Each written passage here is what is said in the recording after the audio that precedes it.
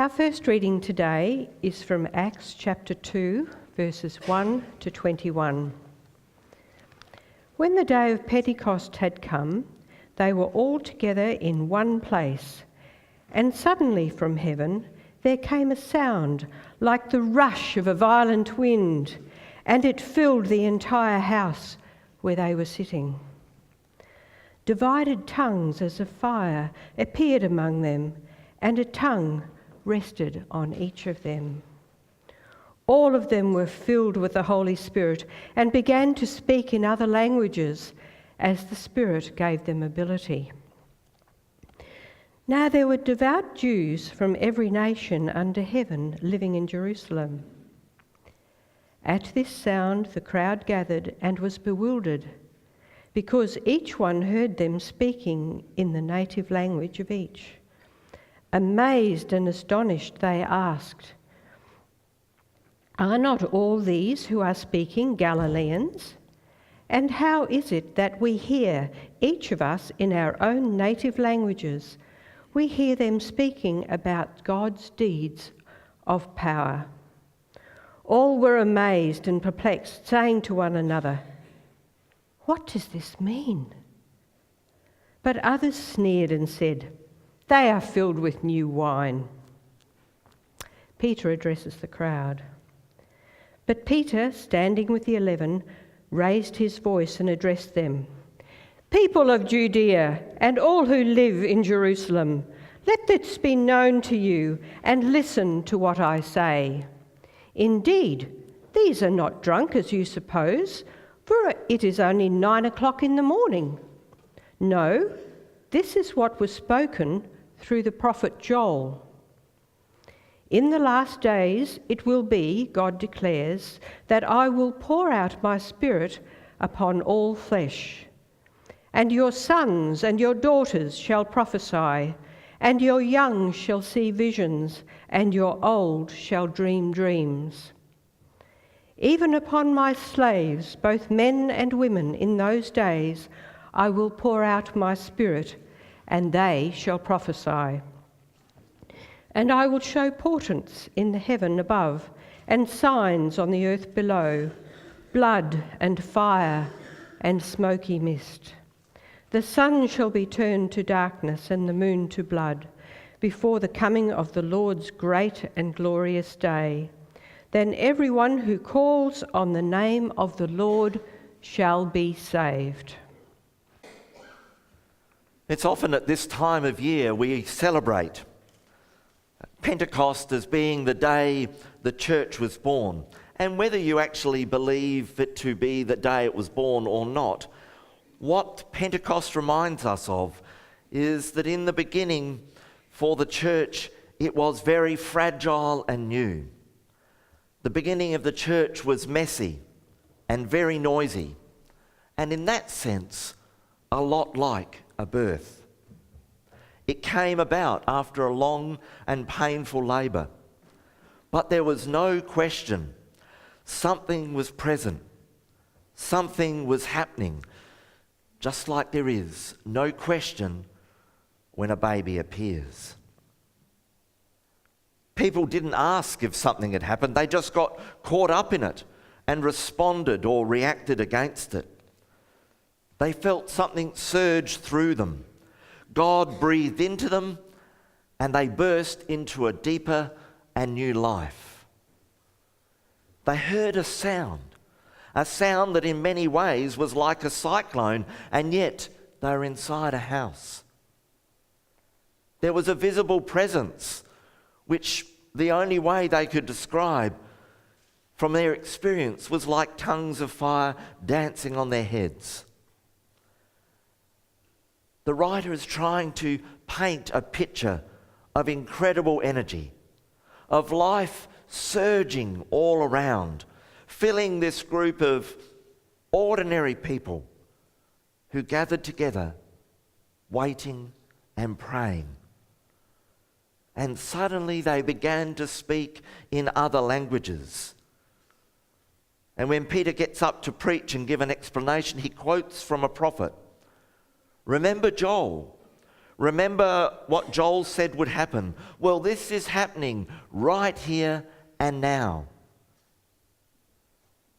The gift of the Spirit they received that day from God was enabling and equipping this infant and newborn community. Enabling and equipping them to carry an inspired word about God's risen Messiah, Jesus. And this Spirit came to them to have a specific purpose. And it wasn't to make them feel good. So often we think that the Spirit of God will come upon us and everything will be perfect and wonderful and we'll be happy and joyful. I don't know where we get that from, because that's not how the Spirit of God is described in our readings. It wasn't about making them feel good or more fulfilled.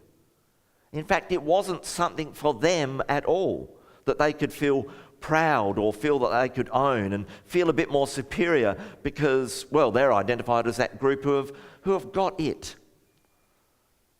It was a gift to enable them to share an intelligible and understandable word about God and God's faithfulness in languages unknown to them, but known to the people who gathered in Jerusalem at the time. It's very interesting. At any celebration of Pentecost, the concept of speaking in tongues comes up. And I find it interesting that in our readings today, we don't have people speaking in gibberish.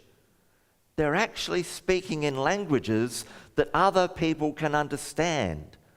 The Spirit of God is given to them in such a way that they are now able to share that message with people in words that they can understand. This is about breaking barriers down, and language is one of those barriers that separates people one from another. We all know what it's like when you go to another country and you don't speak the language. Or if you're trying to watch SBS and can't read the subtitles, it's very confusing, isn't it? But when we hear something in our own language, it makes sense. That's why learning another language is a really beautiful thing, because you actually begin to not only understand the words of another culture, but you actually begin to embrace another culture. So the gift of the Spirit was not to make them feel good or special, that they had this special language between them and God. Not at all. They spoke in languages that those around could understand. The barriers were being broken down. And the result? It caused an uproar. There were thousands of extra Jews in the city who had travelled from all over to celebrate the festival of Pentecost. It's actually a Jewish festival.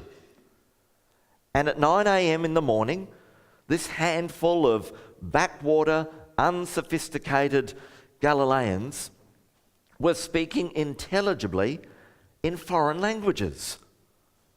Well, they must be drunk, some mocked. But others listened, and the Spirit breathed life into them more and more as people began to understand and know that they were welcomed and included in this incredible mystery of God's love. The Spirit is described with analogies to wind, to breath, and to fire. And those images are used liberally throughout all of the biblical accounts. In the beginning, God created, and the ruach, the wind, a feminine pronoun, by the way, this ruach hovered over the face of the earth and the watery darkness. And out of that watery darkness and chaos comes life. Life in all its various forms. A fertile earth that keeps renewing and replenishing all that exists. And now this same Spirit is released once more. This ruach, this breath of God, is released to restore what has been dead, to renew what has been lost. In our reading from Ezekiel, we had that valley of dry bones, lifeless, a whole army of dead bodies, until the Spirit breathed into them and brought them back from the dead. These readings remind us that the wind blows where it will. It's uncontrollable, unmanageable, and it's powerful. It can create chaos, and it can also bring order out of chaos, according to what is needed. And life as we know it cannot exist without wind. Life itself cannot exist without spirit. And fire, as we know, is also essential to life. We cannot live without it. It sustains, warms, and nourishes us. The nomadic and primitive people guarded their coals. It was a sacred task to protect and keep them alive in order that they could survive and live. And fire is also used to purify and burn away impurities. It renews our bush for more species to bring forth. The fire of the Spirit also nourishes us, purifies us, creates fire and energy and life within us, even when we might think we're as good as dead. It's amazing how even in the depths of despair that we can sometimes reach, a little flame flickers. And given the right circumstances, and love and care and support is nurtured within us and begins to overflow us, and not only re-energizes us, but brings life to the world around us. You see, Pentecost wasn't a once-off experience. It was a gift of God for the beginning of that infant church and the ongoing enabling and equipping of God's people. It enabled them to think about God in new and fresh ways and to express it in words and deeds. This Spirit of God was not there just to make them feel good.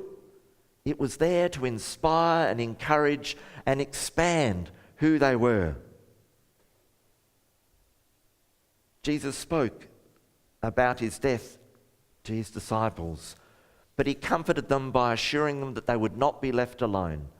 He promised to send the Spirit to comfort and guide, to teach and lift and develop. We heard John's Pentecost account of that happening when the resurrected Christ burst into the locked room of frightened disciples. His presence meant forgiveness, and he spoke words of peace to them. And it's funny how our fears can keep us locked up, and our fears even resist the Spirit. But we can't make the Spirit happen. It's beyond our control. But we can struggle with our fears and listen to the voice of Jesus offering peace and forgiveness, hope and love.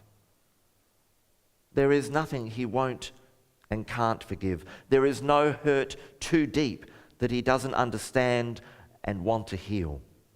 He longs for us to be open that the Spirit can fill us. This Spirit that keeps rebirthing, renewing, restoring.